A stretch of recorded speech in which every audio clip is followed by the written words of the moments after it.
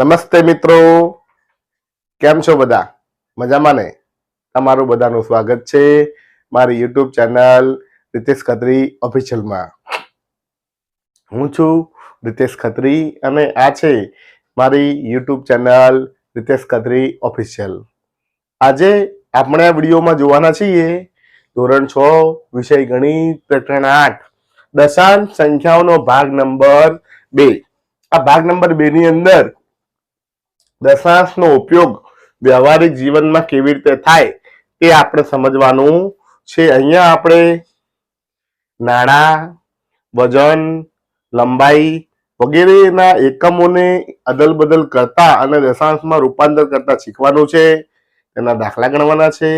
માટે આ વિડીયોને સંપૂર્ણ જોજો.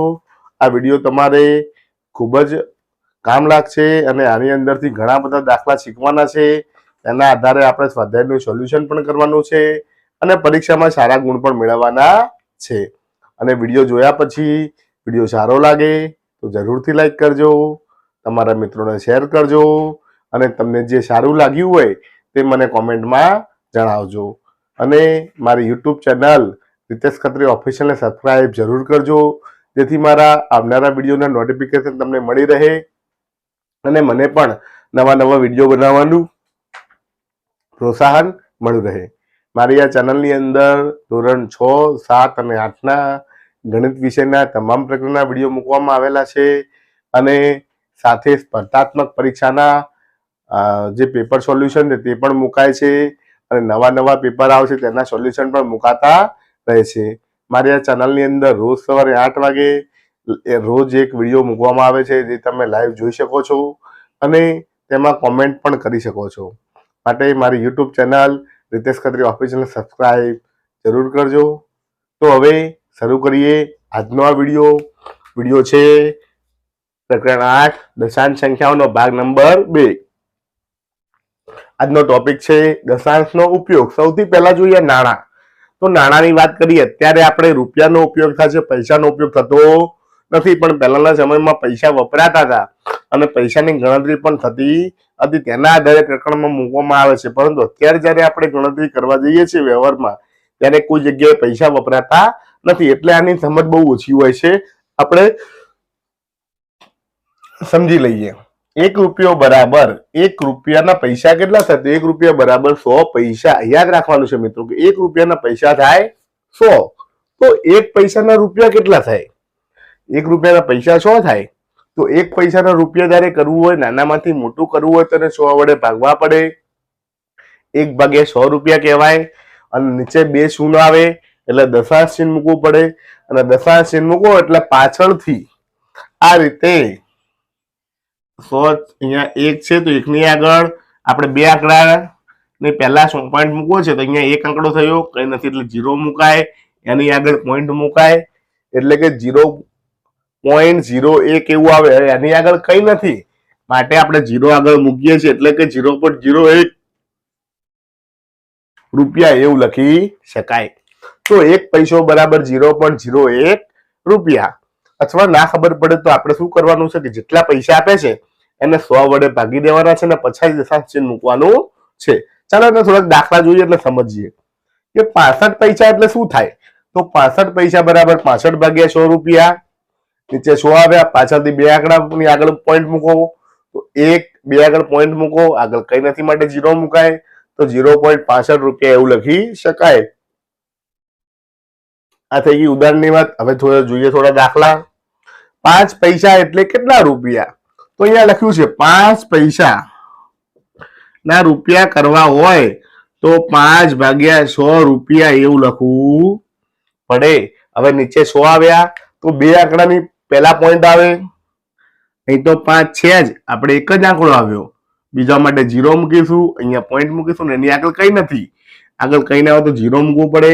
તો લખી શકાય 0.05 રૂપિયા આવું લખવું પડે. બીજો દાખલો.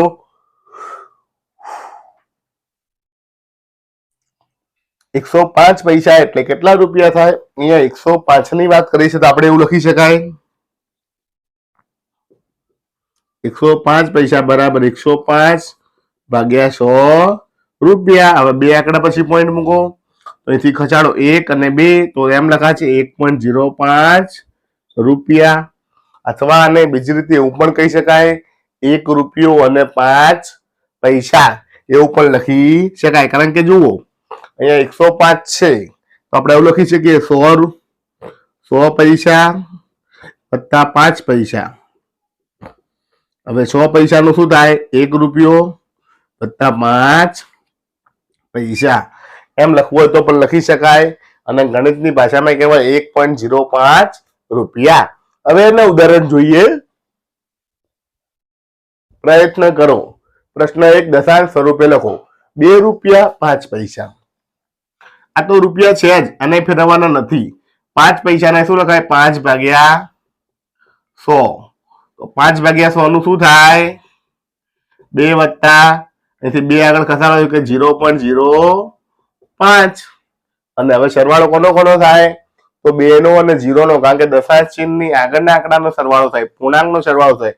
દશાંશ ચિહ્ન પાછળનો સરવાળો નહીં કરવાનો. તો 2 વત્તા 0 એટલે થશે 2.05 રૂપિયા આવું લખી શકાય. બીજું 2 રૂપિયા 50 પૈસા તો 2 રૂપિયા તો છે જ વત્તા 50 પૈસા. 50 ભાગ્યા 100 પાછળ લખાય રૂપિયા, બંને રૂપિયા રૂપિયા થઈ ગયું. તો 2 વત્તા અહીંયા ખસાડો એટલે આગળ આવે 0.50 અને સરવાળો કરો 0 વત્તા 2 એટલે 2.50 રૂપિયા આવું લખી શકાય. જોઈએ ત્રીજો 20 રૂપિયા 7 પૈસા તો લખાશે 20 રૂપિયા વત્તા 7 ભાગ્યા 100 રૂપિયા અને 20 ને 7 ના શું થશે 0.07. હવે 20 અને 0, 20 ને 0 કેટલા થાય 20.07 રૂપિયા. ચોથું જોઈએ 21 રૂપિયા 75 પૈસા તો લખાશે 21 રૂપિયા વત્તા 75 ભાગ્યા 100 રૂપિયા તો 21 વત્તા 0.75 સરવાળો થશે 21.75 રૂપિયા. મિત્રો આ થઈ ગઈ ગણતરીની રીત. હવે ડાયરેક્ટ શીખવાડું કે ડાયરેક્ટ શીખવું હોય તો કે 2 રૂપિયા અને 5 પૈસા છે, પૈસાને 2 આંકડામાં લઈએ તો 0.5 કહેવાય તો 2.05 ડાયરેક્ટ લખી શકાય. 2 રૂપિયા 50 પૈસા તો 2.50 ડાયરેક્ટ લખી શકાય. 20 રૂપિયા 7 પૈસા તો 20.07 એવું લખી શકાય. અને 21 રૂપિયા 75 પૈસા 21.75 એવું લખી શકાય.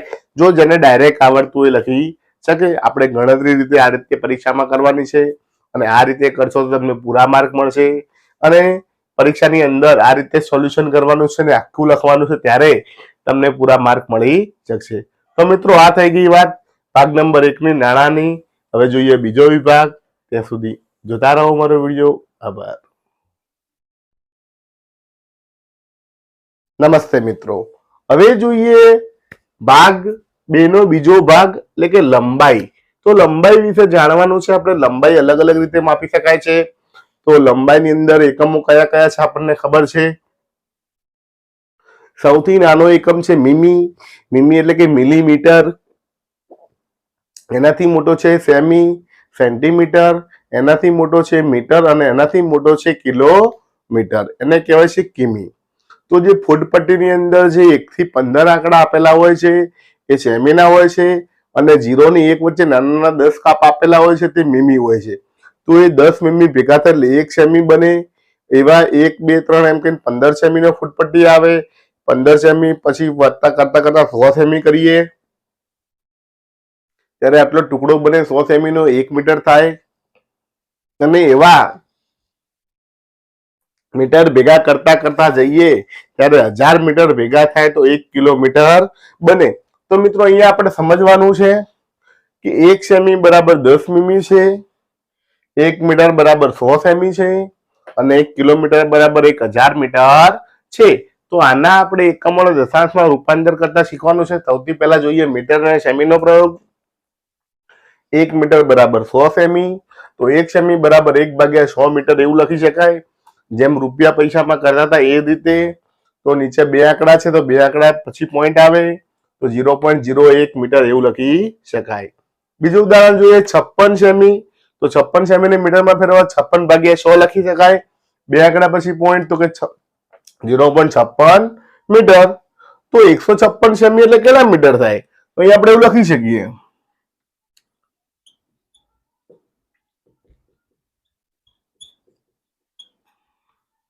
156 ભાગ્યા 100 મીટર, તો 1.56 મીટર આવું લખી શકાય. બીજી રીતે લખવા જઈએ તો આને ઉપર લખી શકાય 100 વત્તા 50 વત્તા 6 સેમી. હવે 100 ને 100 વડે ભાગો, વત્તા 50 ભાગ્યા 100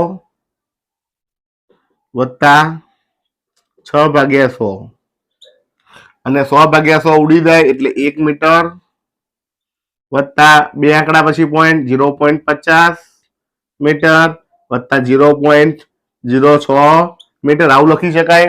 અને 0.50 અને 0.6 સરવાળો થાય તો અહીંયા 1 50 ને 6 56, તો 1.56 મીટર એવું લખી શકાય. તો અહીંયા ડાયરેક્ટ જવાબ મળે છે. આ સરવાળા કશી જવાબ મળે છે? બંને જવાબ સરખા છે, કોઈ પણ રીતે લખો જવાબ સાચો પડે છે. તો આ થઈ ગઈ વાત સેમી અને મીટરની. હવે જોઈએ કિલોમીટર ને મીટર. 1 કિલોમીટરના મીટર થાય 1000, તો 1 મીટરના કિમી કરવા હોય તો 1/1000 કિમી એવું લખી શકાય. હવે નીચે 1000 આવ્યા, 3 શૂન્ય આવી, તો 3 શૂન્યની આગળ પોઈન્ટ મૂકવા પડે, તો અહીંથી ગણો 1 2 અને 3 એટલે કે 0.001 કિમી, કારણ કે પોઈન્ટની આગળ કંઈ ના હોય તો 0 મૂકવું પડે. એક ઉદાહરણ છે કે 250 મીટર એટલે કેટલા કિમી થાય? તો 250 ભાગ્યા 1000, તો અહીંથી 3 આંકડા કાઢો, તો 1 2 અને 3, તો લખાય 0.250 કિમી. એવો એક પ્રશ્ન આપે છે કે 52 મીટરને કિમીમાં ફેરવો, તો લખી શકાય 52 મીટર બરાબર 52 ભાગ્યા 1000 કિમી. હવે 52 ભાગ્યા 1000 છે, 52 છે, 3 આંકડા પછી પોઈન્ટ મૂકવા છે, તો 1 2 ત્રીજો નથી, તો આપણે શું મૂકીશું 0. પોઈન્ટ આવી ગયા, પોઈન્ટ પર 3 આંકડા આવી ગયા. હવે પોઈન્ટની આગળ એટલે 0 ની આગળ પોઈન્ટની આગળ કંઈ ના હોય તો 0 મૂકવું પડે, તો જવાબ આવે 0.052 કિમી. કિમી એટલે કિલોમીટર. બીજો દાખલો છે 308 મીટરને કિમીમાં ફેરવો, તો લખી શકાય 308 મીટર બરાબર 308 ભાગ્યા 1000 કિમી. હવે પાછળથી 3 આંકડા કાઢો, 1 2 3 પોઈન્ટ આવ્યો, આગળ કઈ નથી 0 મુકાય, તો લખાશે 0.308 કિમી. એવો દાખલો કઈ આપ્યો છે 2008 ને મીટર ને કિમીમાં ફેરવો, તો લખી શકાય 2008 ભાગ્યા 1000 કિમી. અને 3 આંકડા પછી પોઈન્ટ, તો જુઓ અહીંથી ગણો 1 2 અને 3, તો લખાશે 2.008 કિમી. તો મિત્રો આ રીતે મીટરને કિલોમીટરમાં ફેરવી શકાય છે. હવે જોઈએ સેમીને મીમીમાં ફેરવવાનું. તો 1 સેમી બરાબર 10 મીમી, તો 1 મીમી બરાબર 1/10 સેમી. નીચે એક જ આંકડો છે, એક આંકડા પછી પોઈન્ટ આવે તો મુકાય 0.1 સેમી. તો 5 મીમી એટલે કેટલા સેમી થાય? તો 5/10 સેમી. 5 ની આગળ એક પોઈન્ટ મૂકો, આગળ કઈ નથી 0 મુકાય એટલે 0.5 મીમી એવું લખી શકાય. એવો એક દાખલો છે કે 4 મીમીને સેમીમાં ફેરવું, તો આપણે એવું લખી શકાય 4 મીમી બરાબર 4/10 સેમી. હવે 10 છે નીચે એટલે એક આંકડા પહેલા પોઈન્ટ આવે, એક મૂક્યો, હવે આગળ કઈ નથી તો 0 મુકાય, તો લખાશે 0.4 સેમી. તો મિત્રો આ રીતે મીટરને સેમીમાં, કિલોમીટરને મીટરમાં, સેમીને મીમીમાં ફેરવી શકાય છે. અને આના આધારે સ્વાધ્યાયના દાખલા ગણવાના છે. તો આ થઈ ગયો લંબાઈનો વિભાગ. હવે જોઈએ વજનનો વિભાગ. ત્યાં સુધી જોતા રહો મારો વિડીયો. આભાર. નમસ્તે મિત્રો. હવે જોઈએ વજન વિશે. આપણે વજન એટલે કે વેઇટ વિશે જોઈએ.